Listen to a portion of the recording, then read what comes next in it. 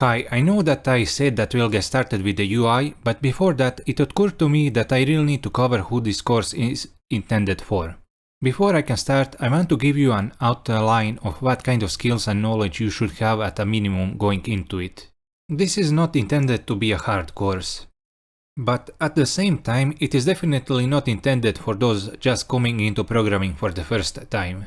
You should have at least a few months of practice in programming going into this. If you do, then you will be able to build on what I am showing here and improve your own understanding. Here are the prerequisites. Since this is a web development course, you will at least need some basic HTML and CSS knowledge. Just the basics are mandatory, otherwise you won't be able to understand how basic layouting is done in HTML. Next, since we will be using React through an F# library called Filis, knowing what React is and what the virtual DOM is at least would be good. But actually knowing how to program in React is not mandatory by any means. Even though React was made for JavaScript, it is fundamentally a functional library, and the React tutorials that I've seen just end up being basic functional programming tutorials. It is actually a lot easier to write React code in F# than it is in JavaScript. You'll find that if you know functional programming, you also know React. Next, since we will be using WebSockets in this course, you should at least know what they are. In contrast to regular HTTP requests which end the client-server communication after the request is done, a WebSocket connection persists until the client or the server terminates it manually. That can happen, for example, if the user closes the browser tab. Since a WebSocket connection is persistent, that allows the server to keep track of client connections and be stateful. This is very useful for making interactive web applications, such as games. Those would be impossible or at least very inefficient using the HTTP protocol. At any rate, if you understand this much, you have everything you need to know about WebSockets. Next, let us move on to the language skills needed for this course. The first one is F#. I'm actually very tempted to make it optional because unlike C#, F# itself is actually pretty easy to use. If you know Python, for example, or JavaScript, it is actually pretty easy to pick it up. F# isn't like Haskell, for which you need to know advanced type system features in order to be able to use it effectively. It is a pretty fun language. It is quite fast compared to Python too. Next, since we will be doing web development, of course you'll need to know some JavaScript. It is what runs the entirety of the web, so if you never touched it before, just watch a course or two on it and you'll be done. Next, we will be using databases in this course, so you'll need to know a little about that. Here in the .NET land, we'll be using Entity Framework Core. If you are not familiar with it, I'll recommend a free playlist for it later. The next item on the list would be Python.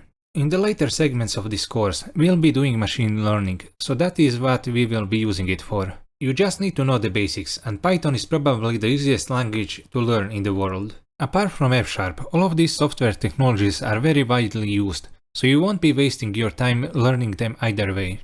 Lastly, we'll be doing deep learning, so maybe some familiarity with Python's PyTorch library wouldn't be bad. But it is by no means necessary, and I'll be explaining what the deep learning algorithms are doing along the way. I'd say this item is the most optional out of all of these. Now that I've covered the prerequisites, you should have an idea of what you'll need to know in order to follow the videos from here on out. Next, I'll give you course recommendations for most of these, from top to bottom. The popular HTML CSS course by Super Simple Dev is pretty good, you can't go wrong with this one.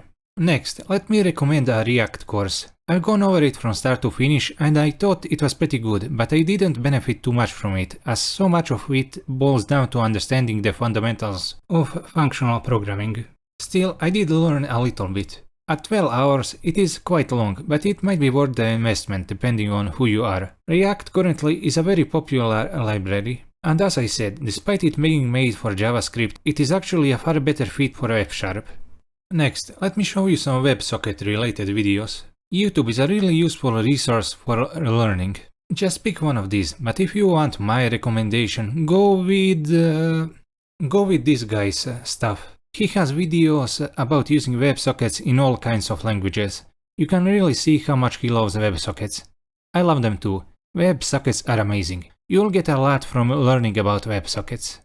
At the very least, watch the first two videos that I've highlighted here. Next, let me recommend a great F# learning resource, F# for Fun and Profit. If you've never used F# before and want to give it a try, remember this place. Next is JavaScript. For JavaScript, I do not have any specific recommendations. I just watched the course years ago and learned it.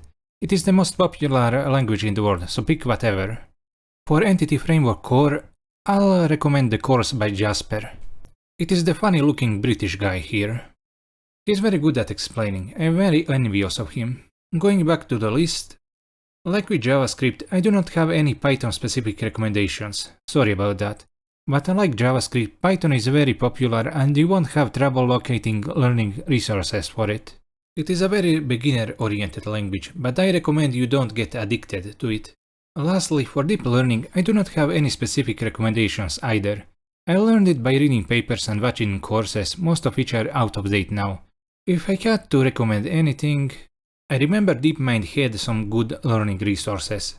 For example, this one here. It won't be everything, and you certainly don't have to spend time studying what I'm shown here before watching the follow-up videos, but in case you feel out of your depth, come back to this video and take advantage of some of these learning resources. That's all for now. In the next video I'll finally start the project in earnest. Thank you for watching. If you liked this video, please consider liking and subscribing.